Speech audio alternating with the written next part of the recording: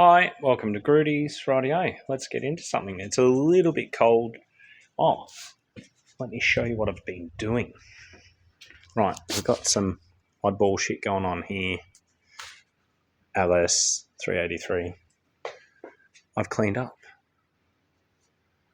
So anyone that comes into the shop that's used to seeing everything, I've moved all this stuff. I've moved what was there to here. And I've still got a heap of cleaning up to do.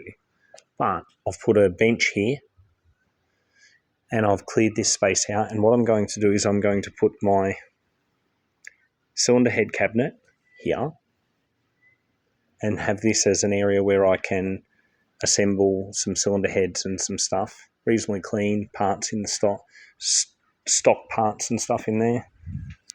And then engines along the engine room edge. I may actually extend the whole engine room out to here at some stage. I don't know yet. But here we go. Lots of shit always happening here. Still got an engine hanging. That's been hanging there for a week. And my mate Johnny is an absolute legend. This is the M20B25 block, 1988 Model 1. And that's been bored, honed. So it's torque plate bored and honed.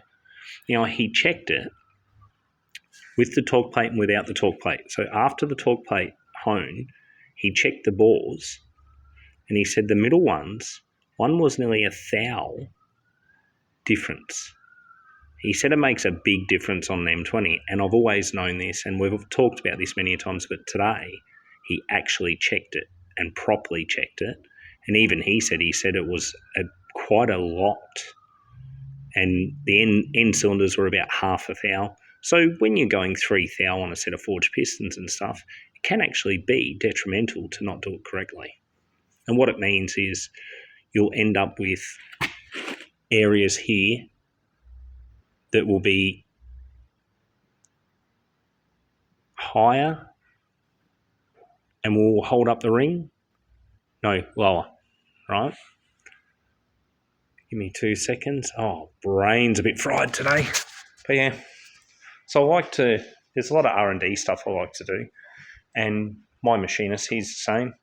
Older guy, lovely guy, does an amazing job. I'm always impressed, and he did it in a week for me because we've got a good rapport. It's what you do. So what we have here's the Jag V12 intake with the custom EFI setup. So it's got a couple of brackets, nicely made, a little bit adjustable. Ford Barra injectors, so good for an NA V12. Now, time to bolt the other one together and go from there. But yeah, thought I'd show off what I've been doing. The bench is looking good. I've been doing a bunch of stuff under this one here, and I've got fuel line, fuel tank in, fuel line. I've got engine gearboxes now in. That one over there, I have done a bunch of rear suspension stuff that's in. So next week I need to get a heap done on these two here, especially that one. That needs a diff in because end of next week I need that car off that hoist. So I don't care if it's not out of the shed, but it's got to be off that hoist. It can roll under here, whatever, because I've got a race car that's got to go on that hoist and have it's a drift car. It's got to have a bunch of stuff done. Right, it's cold here and the dog is in front of the fire. We have the fire cranking, which is good.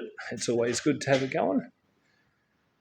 Right, I hope you have a lovely weekend, and I'll start sharing a bit more M20 stuff as I put mine together, and I've got to put another one in the engine room together, and then that one's got to be machined as well in a couple of weeks' time. So I'll have a chat to Adam and see when he wants to start doing that. Thanks, guys. You have a lovely day. Bye.